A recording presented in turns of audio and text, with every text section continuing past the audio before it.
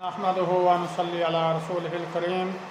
اما بعد فاعوذ بالله من الشيطان الرجيم بسم الله الرحمن الرحيم الحاكم التكاثر حتى زرتم المقابر كلا سوف تعلمون ثم كلا سوف تعلمون كلا لو تعلمون علم اليقين لترون الجحيم ثم لترونها عين اليقين ثم لتسألن يومئذ عن النعيم۔ جو شخص یہ چاہتا ہے کہ اس کا کاروبار زیادہ چلے، کاروبار میں برکت ہو، رزق کی تنگی ختم ہو جائے اور اس کا قرض اتر جائے، تو اس کی بیوی کو یا بہن کو یا ماں کو چاہیے کہ اشراق کی نماز پڑھ کر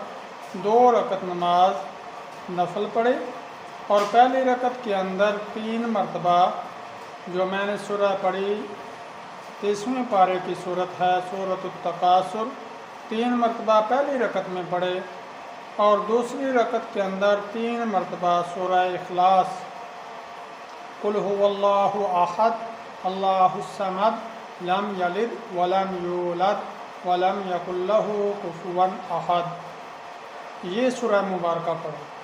اس عمل کی وجہ سے انشاءاللہ ان کے اوپر جو قرضہ ہے وہ قرضہ بھی ختم ہو جائے گا اور رزق کے اندر برکت بھی آئے گی اور کاروبار بھی میسر ہوگا، کوئی نہ کوئی انشاءاللہ اللہ رب العزت ان کا کاروبار چلا دیں گے۔